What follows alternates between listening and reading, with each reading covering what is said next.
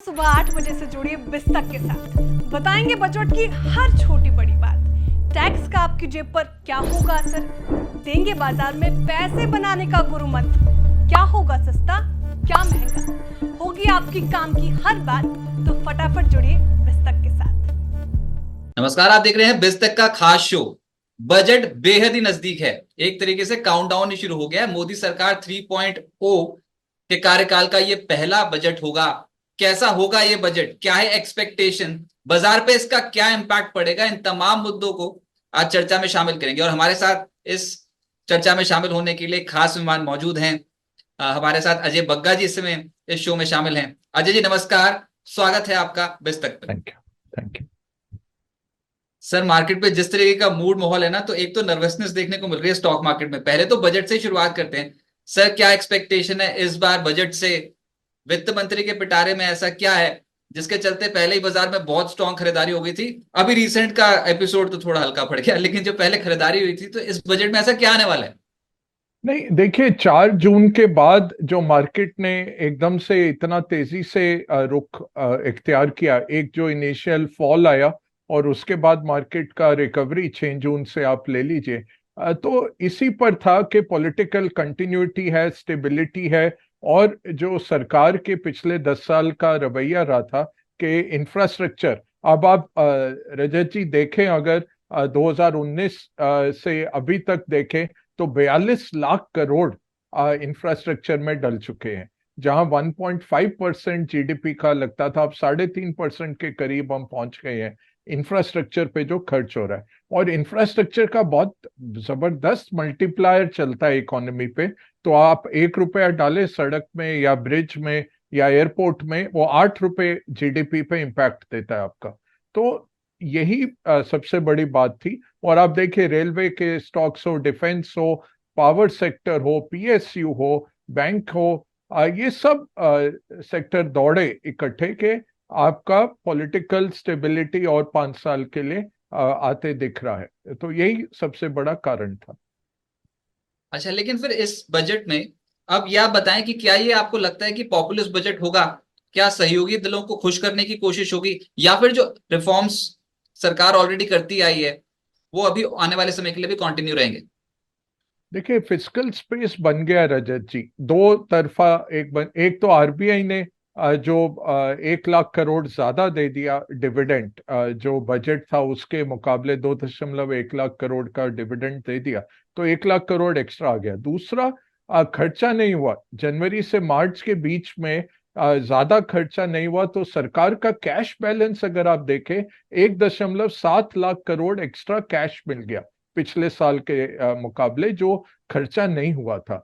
तो आप शुरू कर रहे हैं 3 लाख करोड़ एक्स्ट्रा। फिर आप देखिए, एडवांस टैक्स नंबर जो आए, बहुत बेहतरीन नंबर आ रहे हैं कि ग्रोथ बहुत जबरदस्त है टैक्स कलेक्शंस में, स्पेशली पर्सनल इनकम टैक्स में और कॉर्पोरेट टैक्स में बहुत जबरदस्त कलेक्शन आई है।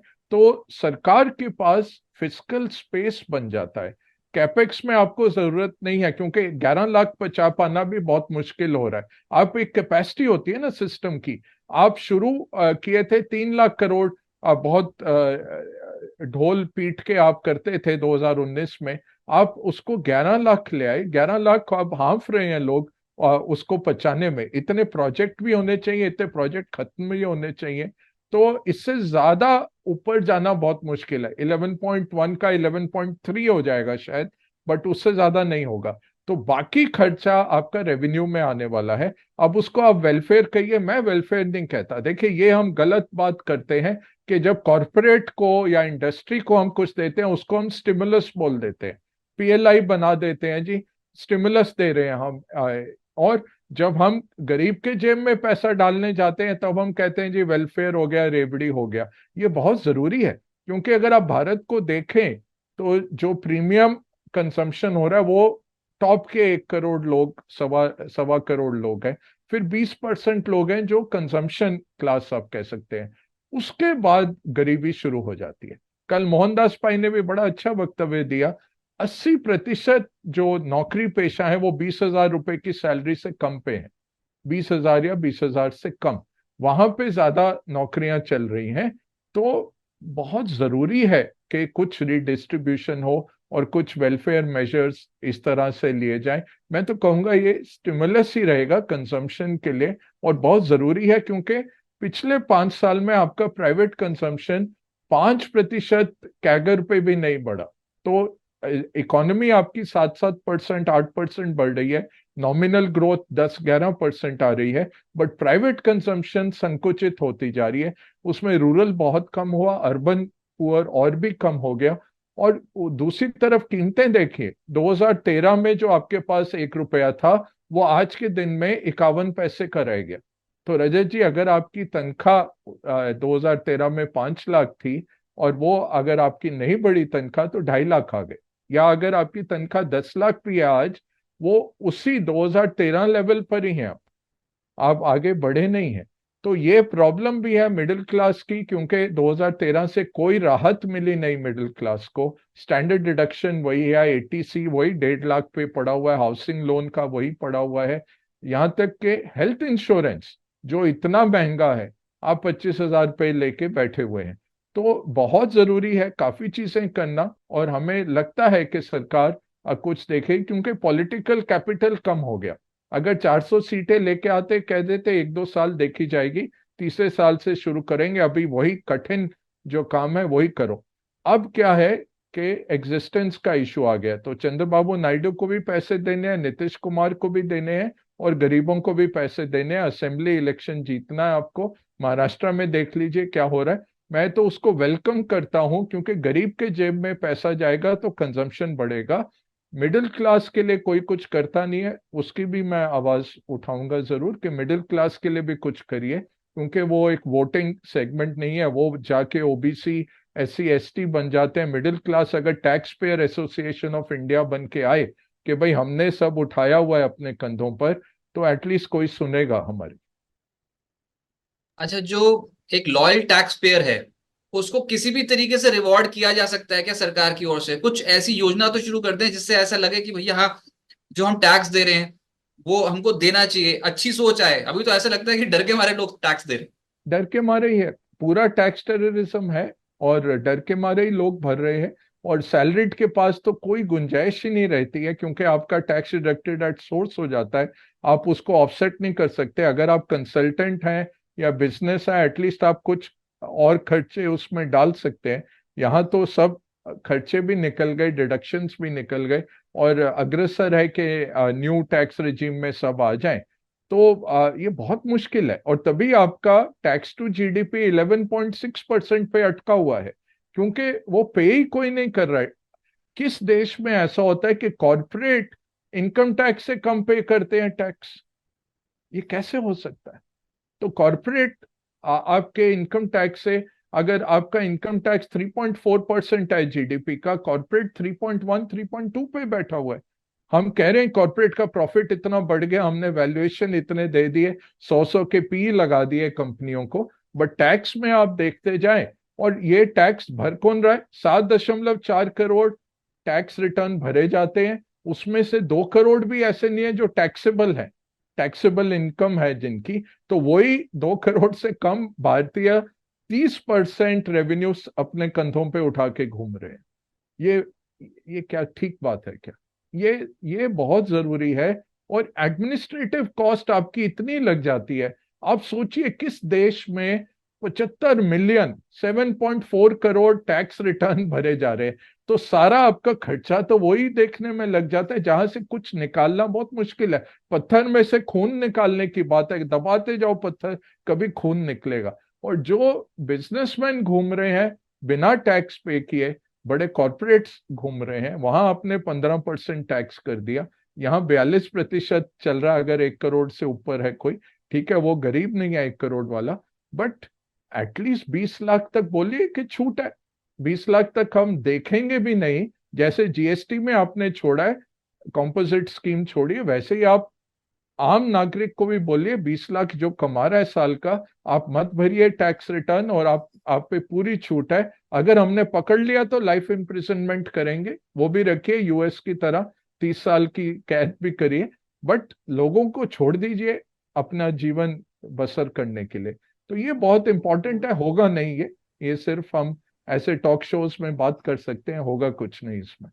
मैं वही बोल रहा था, अगर ऐसा हो जाए तो फिर स्टॉक मार्केट कहाँ जाएगा। अच्छा, ये वैसे खपत बढ़ाने का तरीका यही है कि टैक्स कम कर दो, या फिर किसी और तरीके से भी ये कंजम्पशन, खपत को बढ़ाया जा सकता है? स्टॉक एक मार्केट के लिहाज से कितना जरूरी है इस समय कंजम्पशन को बढ़ाना?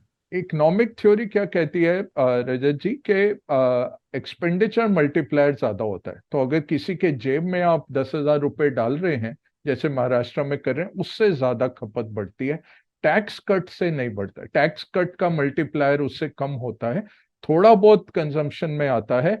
बट मैं कैसे करूं, स्कैंडिनेवियन कंट्रीज क्या करती हैं, नॉर्वे, स्वीडन, अगर आप घर में किसी ड्राइवर या किसी मेड को रखते हैं, उनकी सैलरी मैं बोलूं एटीसी में डाल दीजिए, तो सारा मिडिल क्लास, खुद तो कुकिंग करता नहीं, घर में महाराज आके बनाते हैं खाना, ड्राइवर हैं, मेड हैं आपके, उन सब का सैलरी डाल दीजिए। या आप बोलिए इस साल का एटीसी, अगर आप ऑटोमोबाइल खरीदेंगे, टू व्हीलर खरीदेंगे, कुछ कंज्यूमर ड्यूरेबल खरीदेंगे, तो आपको मिलेगा इस साल का एटीसी, आपको फाइनेंशियल में नहीं मिलेगा, एकदम से आपका एक्सपेंडिचर बढ़ जाएगा। और ये टारगेटेड होगा उन लोगों को जिनका जो डालते हैं 1.5 लाख रुपए एटीसी में ऑलरेडी। तो इस तरह के एनलाइटेंड स्कीम्स चाहिए जो प्रैक्टिकल हो। नहीं तो बेटर है 5,000 10,000 जो कर रहे हैं, वो पीएम किसान योजना 6,000 से 9,000 रुपए हो जाएगा, वो बहुत अच्छा है। क्योंकि इतनी भुखमरी है, जो छोटे छोटे लैंड होल्डिंग्स पे जो किसान बैठा है, अगर आप देखें 18% ऑफ देश का जो जीडीपी एग्रीकल्चर है, 42% आपकी एम्प्लॉयमेंट एग्रीकल्चर में है। और वो बढ़ गई, 42 जो थी कोविड से पहले वो 45 हो गई। वो अंडर अंडर यूटिलाइज दिखा रहा है। उनको ग्लोबल सप्लाई चेन में लाना, हमें इंडस्ट्रियां बना के, कंस्ट्रक्शन बना के, पब्लिक वर्क्स बना के, उनको खेतों से लाके और काम देना पड़ेगा। 42% नहीं चाहिए पूरा भारत का एग्रीकल्चर चलाने में। और 60% जनता जो है वो एग्रीकल्चर पे निर्भर है या रूरल में रहती है, एग्रीकल्चर पे निर्भर नहीं है, क्योंकि माइग्रेशन इकोनॉमी है। वो उनके लड़के और 2-4 लोग फैमिली मेंबर्स आके कहीं और काम करते हैं, या कंस्ट्रक्शन में, या घरों में, या फैक्ट्रियों में। तो ये बहुत पेचीदा मामला है, इतना आसान नहीं है। इसका आसान हल यही है, 10-10 हजार आप डालिए, और वही करना पड़ेगा। अगर ऑपोजिशन ये कर रही है तो फिर पावर में रहने के लिए आपको भी करना पड़ेगा। तो मेरे ख्याल से आएगा कुछ ना कुछ। तो इसको रेवड़ी का नाम नहीं देंगे, इसको वेलफेयर स्कीम्स का नाम देंगे। जो जो भी बोल दें, जो भी बोले यार।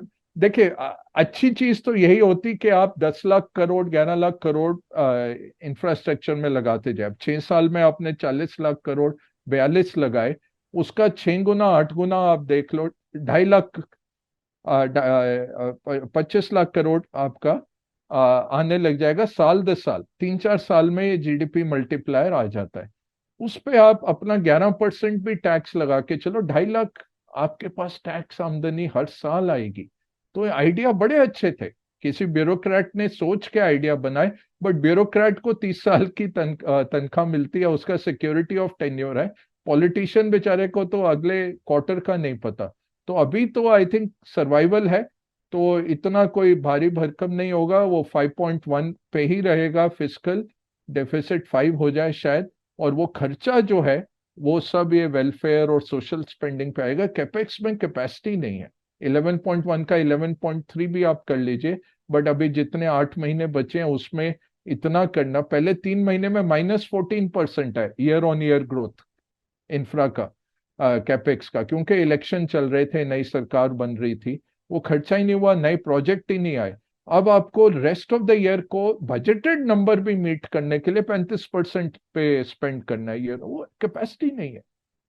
अब ऑलरेडी आपका डिफेंस 94-97% पे चल रहा है, रूरल डेवलपमेंट तो 94 पे चल रहा है। 1.7 लाख करोड़ सरकार के पिछले साल से आ गए, क्योंकि जनवरी से मार्च। और ये नहीं है कि केंद्रीय सरकार, स्टेट्स ने भी जो 3.2% फिस्कल डेफिसिट था वो 2.8 आ गया। खर्च ही नहीं कर पाए क्योंकि इकोनॉमी इतनी बढ़ गई है। और ये सब है कि जो इंफ्रास्ट्रक्चर का आपने खर्चा किया, बहुत अच्छे पॉलिसीज 10 साल आपने चलाए, उसके कारण ये सब आ रहा है। टैक्स ग्रोथ आपका इतना स्ट्रांग है, कंप्लायंस बढ़ गया टैक्स नेट, बट इसको और बढ़ाना है। अगर 1.5 करोड़ लोग आपका 30% टैक्स भर रहे हैं, बहुत कम है। और कॉरपोरेट अगर पर्सनल इनकम टैक्स से कम कॉरपोरेट भर रहे हैं, ये बहुत कम है। अच्छा, पर लोगों को ना सर, जो स्टॉक मार्केट में इन्वेस्ट करते हैं ना, उन्होंने बहुत नाम सुन लिया है डिफेंस पे, रेलवेज, इन स्टॉक्स के बारे में। और सरकार जिस तरीके से खर्चा कर रही है डिफेंस रेलवेज को लेकर, इंफ्रास्ट्रक्चर अभी आप बोल रहे हो, तो भर भर के खरीद भी रखे हैं। अब ये नहीं पता कि बेचने कब हैं। सर क्या करना चाहिए रेलवे स्टॉक्स और डिफेंस स्टॉक्स के सर? दो 2 हफ्ते पहले बेच देने चाहिए थे। अगर आप पावर स्टॉक है, प्राइस टू बुक 30 गुना है, आप देख लेना जाके। पावर का एक फाइनेंसिंग कंपनी है सरकार की, 30 गुना प्राइस टू बुक। अब कोटक बैंक 8 गुना चलता है, एचडीएफसी बैंक 4 गुना चलता है, बहुत एक्सपेंसिव है। फॉरेन बैंक सारे आधा या एक सवा हो जाए बहुत है। पब्लिक सेक्टर बैंक 1 पे चलते हैं, पहले 0.5 होते थे प्राइस टू बुक। 100 गुना आपका प्राइस अर्निंग चल रहा है डिफेंस रेलवे स्टॉक सब। अगले 5-10 साल सारा एग्जीक्यूशन, सारा ऑर्डर बुक। हमने 20 सबमरीन्स भी बना लिए, 10 एयरक्राफ्ट कैरियर बना लिए, यूएस के पास भी 10 ना हो, हमने बना लिए। और ये तो इतना काम बनेगा जी, और ये सब आ रहा है। ये बहुत ज्यादा हो गया। और मैं तो 2 महीने से ही कह रहा था बहुत ज्यादा हो गया। और मैं निकल भी गया। जो लॉन्ग टर्म होल्डिंग है ठीक है, अक्रॉस साइकिल्स, बट ओवरऑल बहुत ज्यादा वैल्यूएशन जब हो जाता है तो रिटर्न आने मुश्किल हो जाते हैं। तो करेक्शन आएगा, वो अच्छा मौका मिलेगा। नहीं तो आसान चीज क्या है, म्यूचुअल फंड के जरिए थोड़ा थोड़ा पैसा हर महीने डालते रहिए, फिर मत सोचिए, फिर आपको वैल्यूएशन वैल्यूएशन ये सब करने का मुश्किल नहीं पड़ेगी। अभी क्या हो गया है कि स्मॉल कैप मिड कैप ऐसे दौड़ रहे थे कि जैसे ये हर महीने डबल करेंगे प्रॉफिट, हर साल ही नहीं, हर महीने। वो इतना वैल्यूएशन खिंच गया, तो जानकार फंड मैनेजर सब बैठे थे। मैंने 4 से बात की, 2-3 हफ्ते हुए होंगे। चारों कह रहे थे यार नहीं, ये अच्छा नहीं लग रहा मार्केट, बट पब्लिक में हम नहीं कहेंगे। और जब मैंने ट्विटर पे भी लिखा, इतनी गाली गलौज लोगों की कि आप कब से कह रहे हैं मार्केट गिरेगा, गिरा तो नहीं, ऑल टाइम हाईज है। हाँ, वो मार्केट की फितरत है, मार्केट हमारे कहने पे तो चलता नहीं है। बट जहां आपको डिस्कम्फर्ट लगे वहां निकल लेना चाहिए, और फिर आ जाएंगे वापस। वो मेरे जैसे आदमी के लिए है जो मार्केट समझता है 35 सालों से। बट आपके लिए क्या बेहतर है, एसआईपी के जरिए डाइवर्सिफाइड, जितना डाइवर्सिफाई कर सके, और लॉन्ग टर्म के लिए होल्ड करिए। अब पावर सेक्टर 10 साल के लिए बहुत अच्छा लगता है, डिफेंस रेलवे 15-20 साल बहुत अच्छे रिटर्न आपको देके जाएंगे। आज निवेश करने से क्यों, जो फंड जिसने डिफेंस फंड लॉन्च किया बंद कर दिया, अभी एसआईपी भी बंद कर दिया। एसआईपी भी लेने को, क्योंकि वैल्यूएशन इतने बढ़ गए, कहाँ लगाओ। वो इंडिगो लेके बैठे हुए डिफेंस फंड में। ये इंडिगो देता है जी डिस्काउंट हमारे सारे आर्म फोर्सेस को, इंडिगो डिफेंस में कैसे आ गया। ये इस तरह की चीजें हो रही है डिफेंस फंड के लिए। अंदर आप एयरलाइंस का स्टॉक लेके बैठ जाते, तो जगह नहीं है फिर फंड मैनेजर के लिए भी। और वो शीशे में देख के उसको जस्टिफाई नहीं कर सकता। इन्वेस्टमेंट कमेटी मीटिंग में आप 100 के पी का स्टॉक लेके आएंगे, कौन आपको बोलेगा कि इसमें आप पैसा लगाइए, और वो 20-25% डिफेंस फंड का स्टॉक हो जाता है, कहाँ से पैसा बनेगा। तो ये बहुत जरूरी है कि आपका एंट्री पॉइंट कहाँ है, और किस लेवल पे मार्केट में फ्रॉथ आ जाती है। डिफेंस रेलवे पावर बहुत ज्यादा बढ़ गए, पीएसयू। सो जस्ट कहानियां जब बनने लग जाती हैं, ये होगा जी वो होगा, ये कहानियां हमने बहुत सुनी है। तो 30-40 साल का मार्केट का हिस्ट्री जो है वो कहानियों का ही है। वो कहानियां अच्छी एंडिंग नहीं होती। तो यही है कि थोड़ा वैल्यूएशन देख लीजिए। बट बाकी इंडिया की स्टोरी बहुत बुलंद है, इरिस्पेक्टिव ऑफ कौन पावर में हो क्या हो। इंडिया तो चलता रहेगा, और स्टॉक मार्केट भी बढ़ता रहेगा। और ये जो लिक्विडिटी एसआईपी से आनी शुरू हो गई, ये बहुत जबरदस्त है। एफआईज की तो अभी शुरुआत हो रही है, ये लौट के आएंगे। बट अभी 5% पैसा आता है हाउस होल्ड्स का स्टॉक्स में। ये जब 10%, 15% हो जाएगा, 20% हो जाएगा, सोचिए क्या आने लग जाएगा। ईपीएफओ डालता है बिलियंस ऑफ डॉलर्स, इंश्योरेंस से आ रहा है, म्यूचुअल फंड तो आ ही रहा है। तो ये बहुत जबरदस्त। एंड स्टार्ट में आपने डायरेक्ट ट्रेडिंग कल्चर जो शुरू कर दिया, 15 करोड़ अकाउंट खुल गए, ये कहीं ना कहीं से तो पैसा आएगा। इतना कि बैंक्स बोल रहे हैं जी हमें टैक्स में आप छूट दीजिए, हमारे डिपॉजिट तब्दील हो रहे हैं स्टॉक मार्केट के अंदर। तो वो थोड़ा फिर वो हो जाता है, शुगर रश हो जाता है, यूफोरिया हो जाता है, लौट के आएगा। बट ओवरऑल बहुत स्ट्रॉन्ग फाउंडेशन बन रही है एक इन्वेस्टमेंट कल्चर की। अच्छा, ये तो बात हुई वो सेक्टर्स पे जिसपे सबका ध्यान था, लेकिन जिसपे सबका ध्यान, बहुत सारे लोगों का ध्यान नहीं था, वो थे एफएमसीजी और आईटी। या ये अचानक से ऐसा क्या हो गया, इतनी स्ट्रॉन्ग बाइंग देखने को मिल रही है स्पेशली इन आईटी? आईटी तो सेक्टर रोटेशन है और बॉटम हो गया है आईटी। अभी आप देखें तो जो एक ठहराव था या स्टैग्नेशन था, वो बॉटम हो गया, एक आध क्वार्टर और होगा। बट एआई का जो अपॉर्चुनिटी है वो बहुत जबरदस्त है और कैचअप हो रहा है। कंपनियों ने 2-2 लाख लोग इस पे जनरेटिव एआई में ट्रेन कर लिए हैं। इन्फोसिस कह रहा है जी 250 हमने एंड यूज केस बना दिए इंडस्ट्रीज के लिए। अब ये शुरू हो जाएगा ये डलना। ये नाम जो मैं ले रहा हूँ इलस्ट्रेटिव ही ले रहा हूँ, इनमें से कुछ मत खरीदिएगा, मेरे कहने पे ना खरीदिए ना बेचिए। नाम मैं जस्ट इलस्ट्रेशन करने के लिए ले रहा हूँ। बट आईटी का क्या है, बॉटम आउट हो गया लगता है। टाइम लगेगा और ये भी कम नहीं है। स्पेशली मिड कैप आईटी जो लोग झूलते रहते हैं या कहते हैं इंजीनियरिंग आईटी और ये सब, वो भी 90 पी वाले भी स्टॉक्स बैठे हुए हैं उसमें। तो वो सब बहुत मुश्किल है, वहाँ वो रिटर्न नहीं है। बट एआई के कारण जो अपॉर्चुनिटी है मैसिव है। एफएमसीजी में ठहराव आया है क्योंकि प्रीमियम एंड पे बिक्री हो रही है, तो प्रीमियमाइजेशन में अच्छा है। और मिडिल में जैसा है वैसे 4% वगैरह इन्फ्लेशन बीटिंग ही है या इन्फ्लेशन से कम है। लोअर लेवल पे घट गया तो आपका पूरा जो प्राइवेट कंजम्पशन अगर 5% बढ़ रहा है इकोनॉमी का, उसमें एफएमसीजी क्या खाएगा और क्या पकाएगा? वो जो गरीब आदमी है वो अनऑर्गेनाइज में ही जाएगा, वो ब्रांडेड एफएमसीजी में नहीं आता है। वो बिस्किट वो पास वाले से ही बनाएगा या घर पे ही बनाएगा, आटा वो खुद ही चक्की में पीसेगा, वो ब्रांडेड आटा नहीं लेगा एट 100% मार्कअप पे। तो वो प्रॉब्लम है हमारी। और मुझे लगता है इस बजट से उस तबके के जेब में पैसे जाएंगे। अब ये नहीं है केंद्रीय सरकार यूनिवर्सल बेसिक इनकम नहीं लाएगी, वो बहुत मुश्किल है। और उसमें जहां आप रूल भी नहीं कर रहे वहां भी जा रहा है तो रिइंफोर्स हो जाएगा। ये स्टेट लेवल पे ही दे विल फोकस। और इस तरह से देखेंगे कि कुछ तबकों को आइडेंटिफाई करके through the states only, but उनके जेब में सीधा पैसा जाए। या मनरेगा बढ़ाया जाएगा, आवास योजना नियरली डबल कर दी जाएगी कि घर बने लोगों के लिए, वो पूरा इकोनॉमी के लिए बहुत बड़ा मल्टीप्लायर हो जाता है। घर दे देना लोगों को, टॉयलेट्स दे देना, हर घर जल जो कर रहे हैं वो बहुत जबरदस्त है। नैनो यूरिया की जो चल रहा है, फर्टिलाइजर सब्सिडी आपकी कम हो गई है और दुनिया में फर्टिलाइजर प्राइसेस गिर गए। इतना अच्छा काम भारत ने किया, तो बहुत जबरदस्त काम हुआ है। बट चैलेंज भी उतना है और लोग भूल जाते हैं। जिसको सिलेंडर दिया, 8 करोड़ सिलेंडर दे दिए, ये नहीं है कि वो जिंदगी भर आपको वोट करते, नहीं किया उन्होंने वोट। तो अब आपको नया कुछ तरीका ढूंढना पड़ता है हर बारी। तो लेके आएंगे आई एम श्योर, बट इतना सख्त नहीं होगा।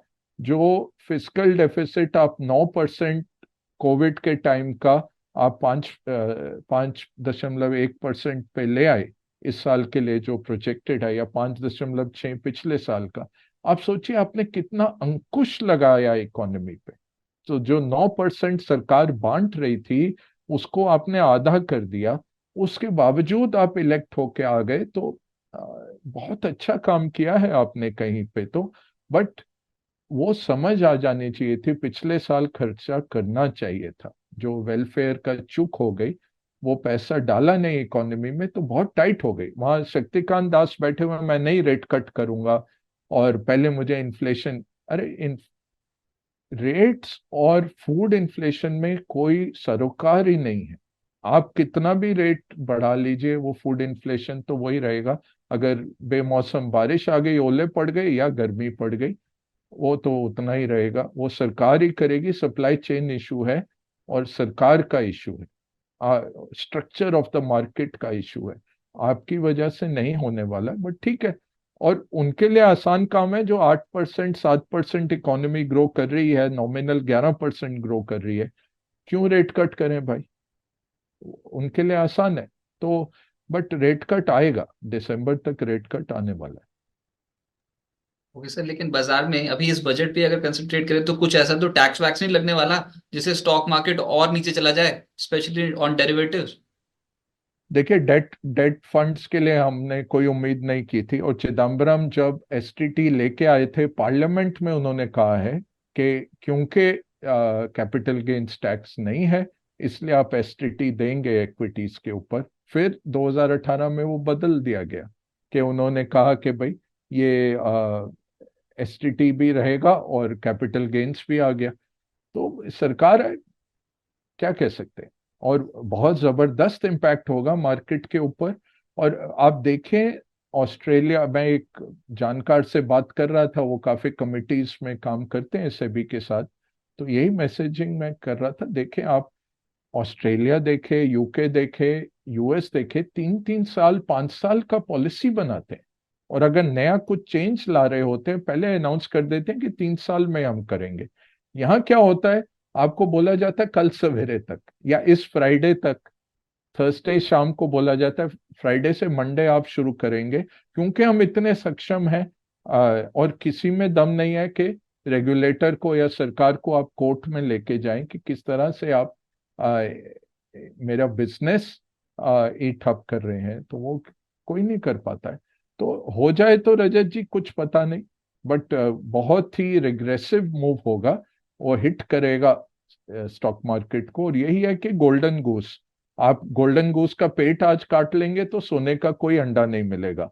उसको आप मोटा होने देंगे, वो सोने का अंडा रोज देगा आपको, उससे आप संतुष्ट रहिए। एसटीटी कहाँ 3,000 से चला था, इस साल 60,000 आएगा। पिछले साल 36-38 हजार आया है। इस साल जो चल रहा है वो 60,000 करोड़ पहुंचने की कगार पे है एसटीटी। तो 60,000 करोड़ आपको आ रहे हैं ना इस एंटिटी से।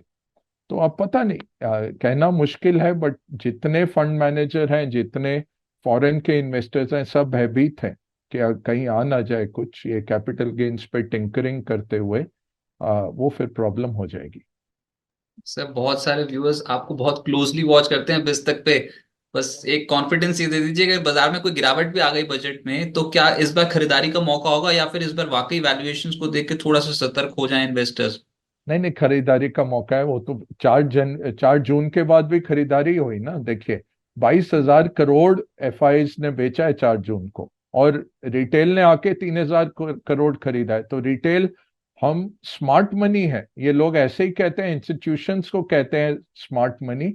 क्यों एफआईज ने बेचा उस लेवल पे, और उल्टा उन्होंने गिराया मार्केट और 22,000 करोड़ बेचा। सेबी के कल ही आंकड़े आए हैं कि रिटेल ने मंडे को भी खरीदा, ट्यूसडे को भी खरीदा, 3 तारीख को भी खरीदा, 4 तारीख को भी खरीदा रिटेल ने। तो 3-3 हजार करोड़। और मेरे बहुत जानकार हैं जिन्होंने बोला हाँ जी हमने तो खरीदा, बॉटम पे खरीदा, अच्छे पैसे बन गए देखो।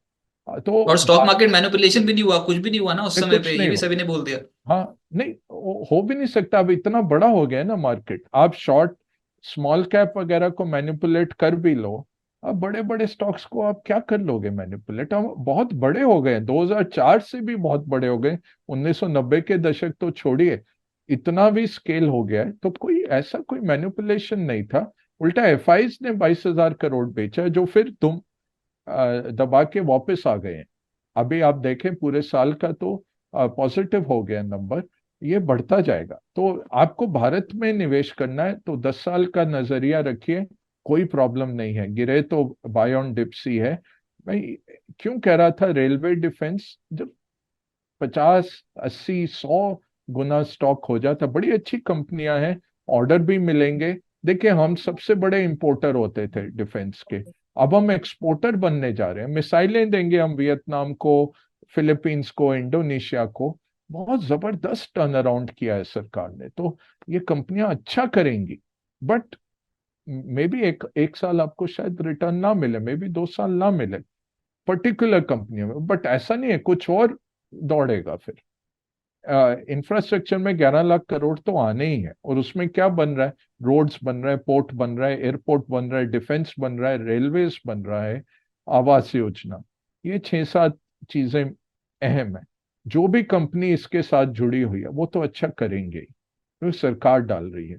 अब इसमें प्राइवेट कंजम्पशन आ जाए और साथ में प्राइवेट कैपेक्स, प्राइवेट इंफ्रास्ट्रक्चर नहीं आ रहा है, नई फैक्ट्रियां नहीं लग रही इतनी जो जितनी लगनी चाहिए, क्योंकि कैपेसिटी इतनी हो गई थी। और उसका मूलभूत कारण यही है कंजम्पशन।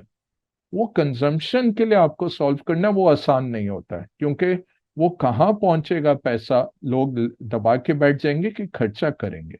इसलिए मैं कह रहा हूँ एटीसी जैसी चीज बड़ी आसान है। अगर 5-6 करोड़ लोग एटीसी के दायरे में आते हैं और हर साल डालते हैं 50,000 से 1 लाख रुपए, उनको बोलिए टू व्हीलर पे आपका माफ है, एक कार उतने तक आपको सब्सिडी है एटीसी की। इस साल आपको ईएलएसएस बंद है, पीपीएफ बंद है, आप 1,000 रुपए तक डाल सकते हैं वो पीपीएफ को चालू रखने के लिए। और अगर एलआईसी प्रीमियम है, इंश्योरेंस प्रीमियम है, ठीक है, वो हम माफ करते हैं।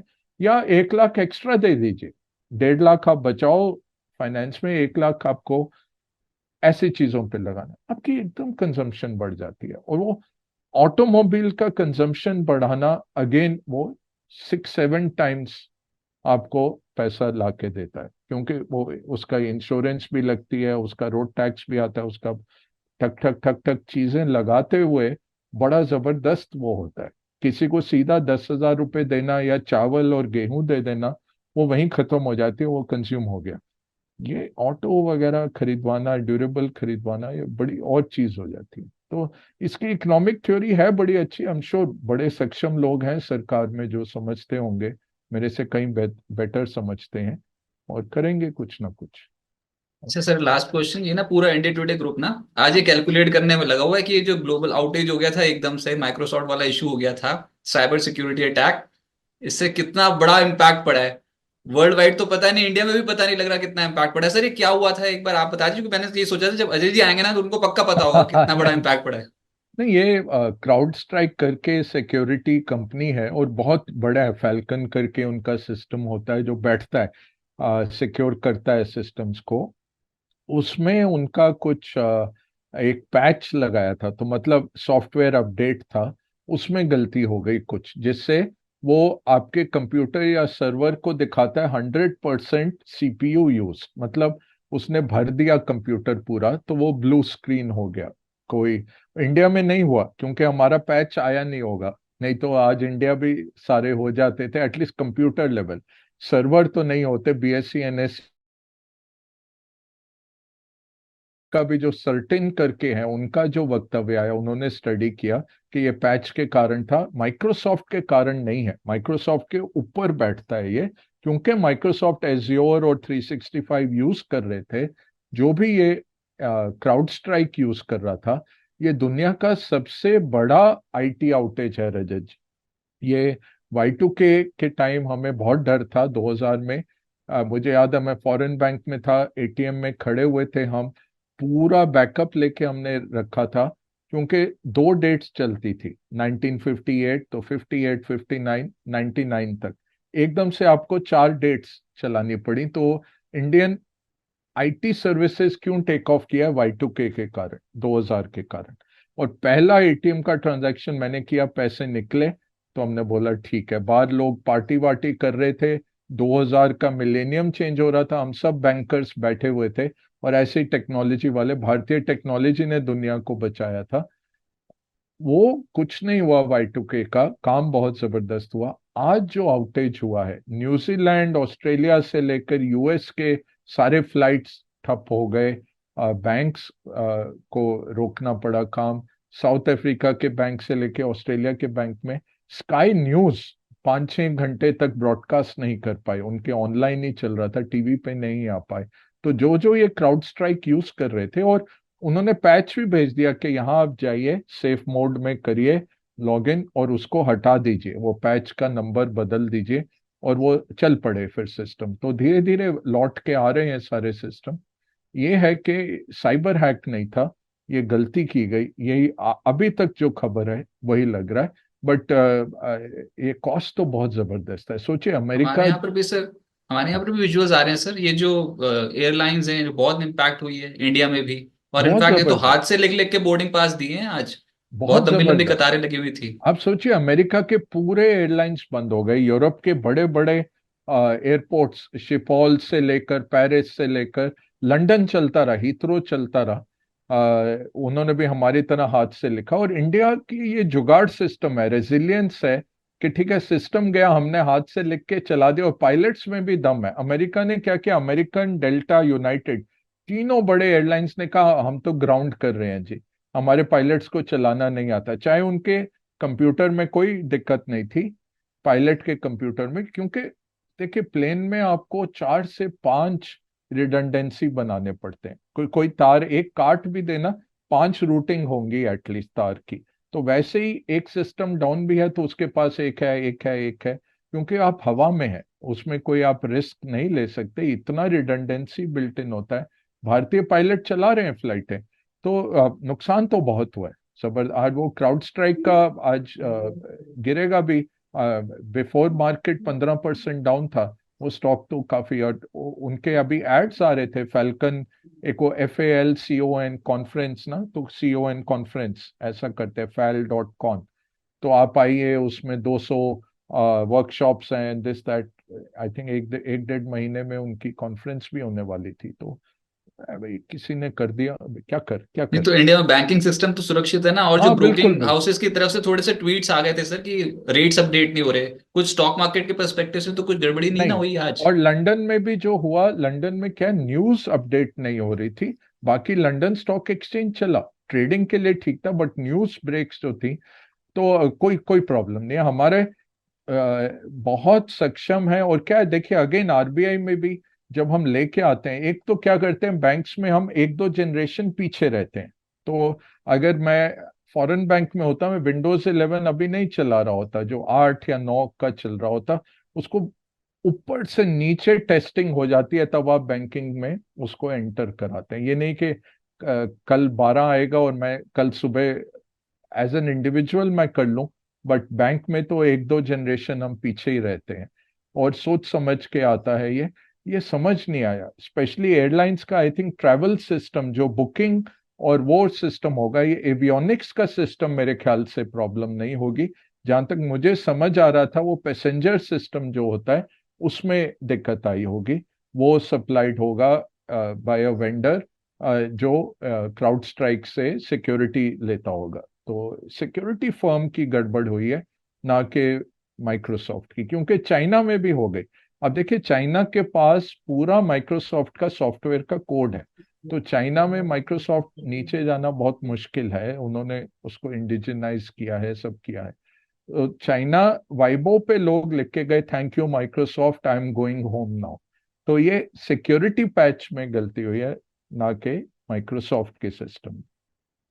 देखा सर, मैंने बोल रखा था कि अजय जी आएंगे सब बता देंगे। नहीं नहीं, आप लोग राइट। मेरे को टेस्टिंग करते रहते हो, बट आपके साथ मजा है कि आप पेशेंटली सुनते हैं और आपको मिस करते हैं टीवी पे, क्योंकि नए नए एंकर आ जाते हैं जो 1 मिनट से ज्यादा, 1 मिनट तो बहुत होता है ऑनलाइन, 10 सेकंड में ही हाँ, मैं बोलता हूँ यार तुम बोलो या हमें बोलने दो, एटलीस्ट आप लोग बोलने देते हो। पुराने लोग जो हैं, आप थोड़ी नहीं कदर सर, कर। जब आप बोलते हो ना तो उससे सीखने को इतना मिल जाता है, इतना मिल जाता है कि कोई बुक पढ़ने की जरूरत ही नहीं है, और अब देखने की भी जरूरत नहीं। इंटरनेट में हमको पता है कि क्या क्या हुआ है, मैं साफ तौर अभी पे पता लग गया आज। आपके पुराने दोस्तों के साथ अभी वजीर एक्स का ही करके आ रहा था शो, और अभी फिर 7:15 है उन्होंने एक बोला और। है कि कुछ लॉस हो गया, पता नहीं उसका भी आज आया था। क्वांटम ऑफ लॉस बहुत ज्यादा बता रहे हैं वजीर एक्स में, क्रिप्टो में।